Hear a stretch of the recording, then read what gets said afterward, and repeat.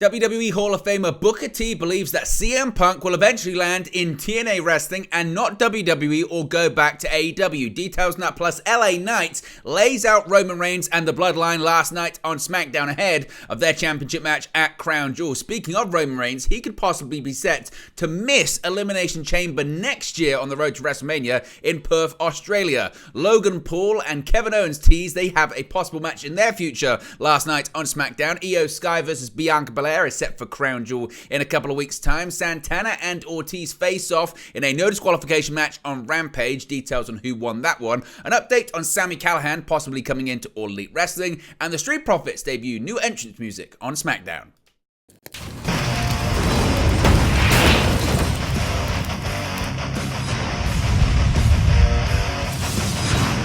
Hey guys, welcome back to Wrestling News 365. Hope everyone is doing very well. As always, plenty of news stories to get into in the world of professional wrestling. Let's start off with WWE Hall of Famer Booker T saying he expects the former AEW and WWE World Champion CM Punk will land not in WWE, not going back to AEW, not going to New Japan Pro Wrestling, but rather going to TNA Wrestling when TNA rebrands next year in January of 2024.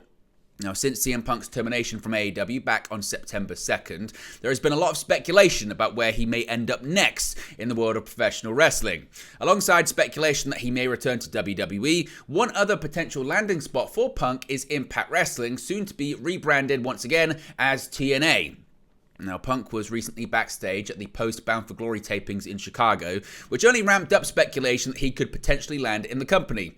Speaking on his Hall of Fame podcast, WWE Hall of Famer Booker T spoke about Punk, believing that if he were to land anywhere, Impact, soon to be TNA, would be the landing spot. Booker T said, quote, "I look at it like this. If CM Punk was to go to Impact Wrestling and be a part of that crew down there, I think it's definitely something that it could work. I really do. I think there's a lot of young guys down there. I think there's a lot of young guys, just like in AEW, that could learn and maybe look towards CM Punk for some guidance and whatever. I don't know. I don't know how well that's going to work out or anything like that, but that's the way I see it. The one thing I also think about with CM Punk going to Impact Wrestling, unlike AEW, unlike WWE, his wrestling is going to be more spotlighted on. Just because it's a smaller crowd, everything is going to be seen. You're not going to be able to hide anything in an arena like that. One thing about getting older, you're going to lose a step. That's just the way it is. I just think it would be much more noticeable. You would be looking at CM Punk's work so much more than anything outside what he would be doing at TNA. I'm talking about promos, I'm talking about angles. You're going to be looking at his work more than anything, I would think. I think that's a position I wouldn't want to put myself in. Now, continuing on, Booker spoke about what Punk still has to offer to a company like TNA and how he has a chance to regain his trust following his departure from AEW. He added, quote, "CM Punk is somebody that I still feel like he has a lot of value for one of these companies out there. I really do. I'm not saying that TNA is small fry or anything. I don't think it's about the size of the company or anything like that. I think it's about the legacy that CM Punk wants to leave in the business more than anything. I think the departure from WWE wasn't pretty. I don't think the departure from AEW was nice or anything like that. To be able to walk away from this thing and look back on it with some fond memories, you don't get a chance to redo this. This is it."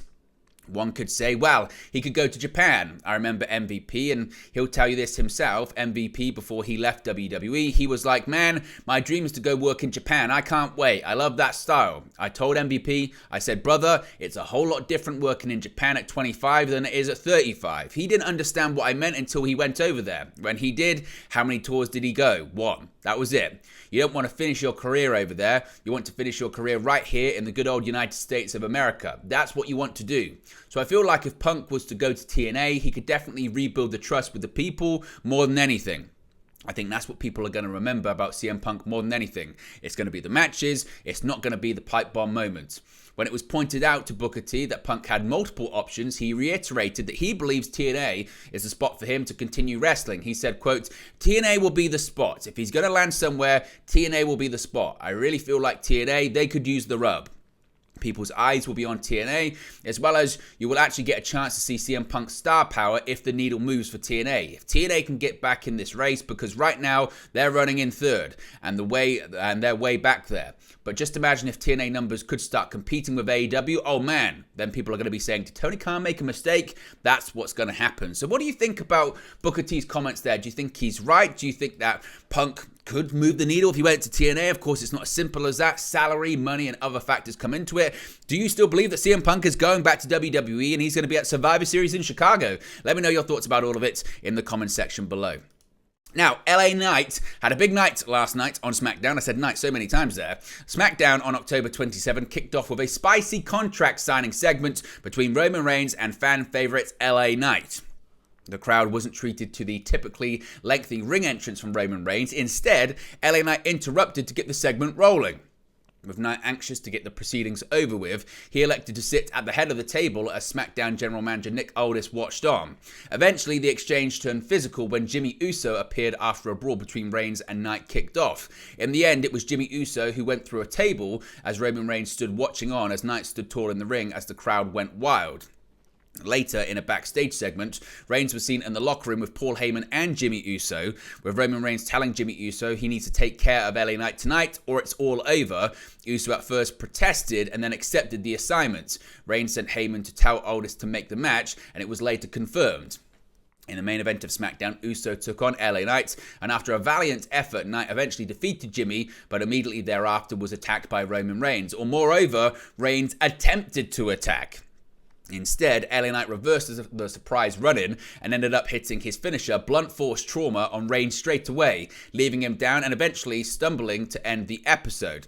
Of course, there's one last episode of SmackDown before Crown Jewel next week, which actually was taped last night because of next week's travel to Saudi Arabia. But what did you think of LA Knight's performance, and is there any chance we could see a brand new Undisputed Universal Champion next week in Saudi? Let me know your thoughts about that.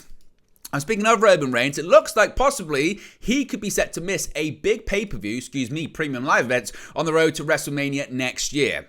Now, Roman Reigns continues his record-breaking WWE Undisputed Universal Championship reign. However, as more details about his future plans or lack thereof are revealed, questions have arisen. Reigns, of course, defends the undisputed WWE Universal Championship against LA Knight at Crown Jewel on November 4. Roman Reigns is reportedly not in the plans for the upcoming premium live event in Chicago, WWE Survivor Series on November 25. But now, an interesting additional detail. With the release of the Elimination Chamber poster, it seems that Reigns is also absent from the advertised lineup of stars. With the Elimination Chamber set for a big return to Australia in February, the poster does feature Cody Rhodes, LA Knight, Seth Rollins, as well as Bianca Belair and Aussie native Rhea Ripley. Reigns reportedly is scheduled for the Royal Rumble in January and of course is advertised for WrestleMania in April. But does this mean Reigns is not going to be at Elimination Chamber, and does that already give an indication as to what the plans possibly could be for Roman Reigns at the event, i.e. the chamber match could be set to determine Reigns' challenger for the big show in Philadelphia? Let me know your thoughts about that as well as Reigns' schedule at the moment. Logan Paul was on SmackDown once again last night. We know he's facing Rey Mysterio for the United States Championship at Crown Jewel in Saudi Arabia. But possibly we got an indication as to where Logan Paul is headed in the future when it comes to his WWE storylines. With an unannounced appearance by Logan Paul on last night's SmackDown, he also teased a future opponent. Logan Paul surprised Rey Mysterio last night with one lucky punch while he was watching on from backstage as Carlito and Santos Escobar took on the Street Profits. The match was originally announced to be Mysterio and Escobar against the Profits, but before Showtime the switch to Carlito was announced. Meanwhile, after his dastardly actions backstage, Paul was approached by Kathy Kelly to ask why he attacked Mysterio after he'd indicated respect from him last week.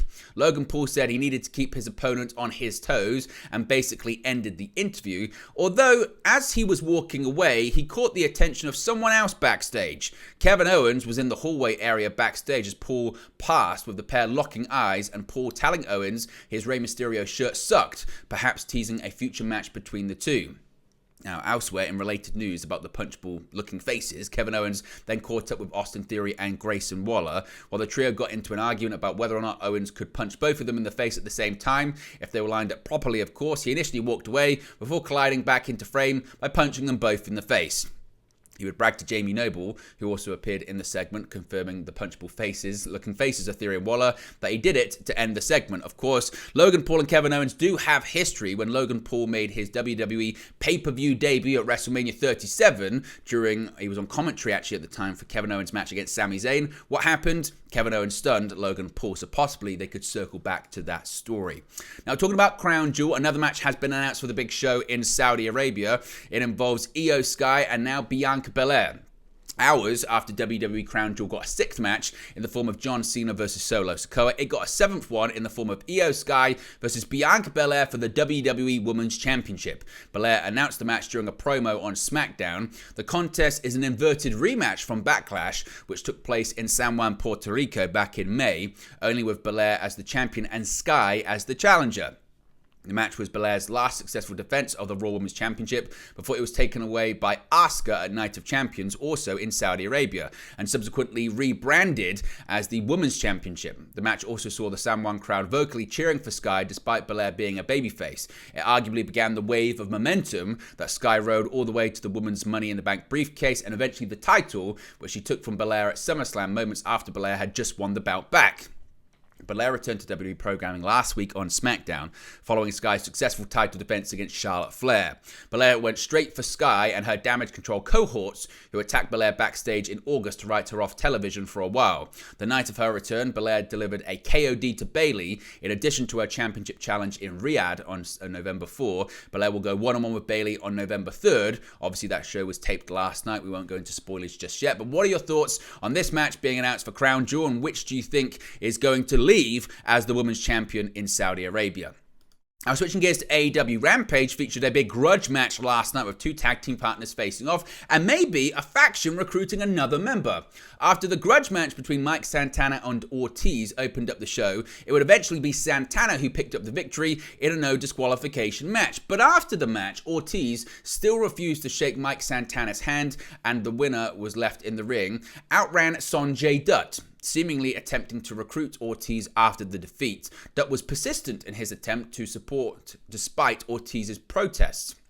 After signaling multiple times he didn't want to leave with him, Ortiz eventually seemed to give in, perhaps slightly open to hearing what Dutt had to say, perhaps an indication of Ortiz joining Dutt's group alongside the likes of Satnam Singh, Jay Lethal, and Jeff and Karen Jarrett.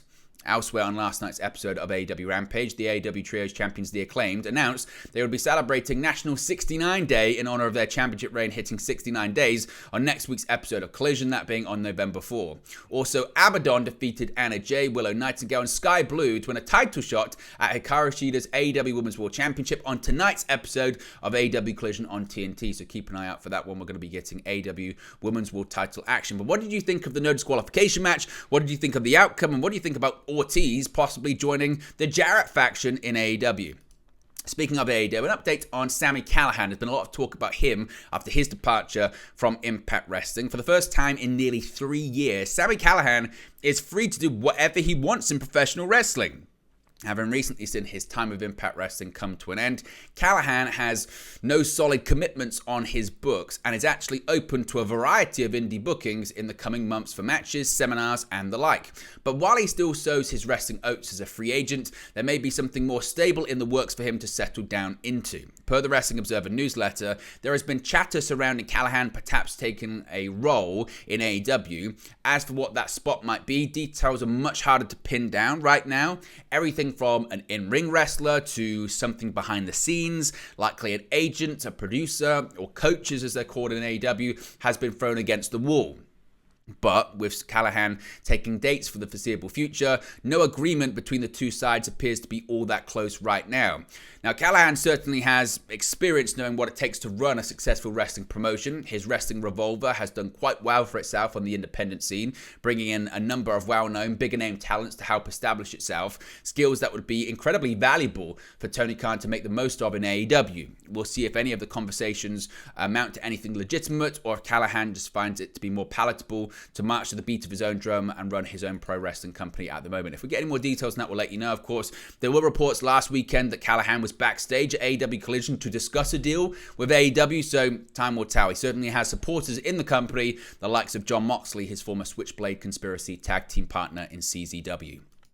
Finally, the Street Profits, they've got new entrance music. Now, this one was coming for a while, since the Street Profits have joined forces with Bobby Lashley and shifted to a higher intensity under his mentorship. Their cheerful entrance theme has become more and more out of place. However, on last night's SmackDown, the pair of Angelo Dawkins and Montez Ford entered to a new theme. With an initial mini entrance by Bobby Lashley, the Street Profits then came out to the new theme ahead of their match against Carlito and Santos Escobar, which the Street Profits won after Carlito ran to the back to help Rey Mysterio, who had been attacked by Logan Paul. So what did you think of the entrance music? Do you think it's more fitting? And what have you made about the Lashley and Street Profits faction on SmackDown television? Let me know your thoughts about that. But there you go, guys. It's the latest pro wrestling news for you. Be sure to smash a like on the like button. Be sure to subscribe, bottom right hand corner. As always, let me know your thoughts in the comment section below, and I'll speak to you again very, very soon. Hey guys, thank you for watching, listening, streaming, or however you come across this video today. Be sure to click on the video on the right there to watch our next video, or click the bottom there to subscribe, or the bottom right hand corner. Thank you very much, and I'll speak to you again very soon.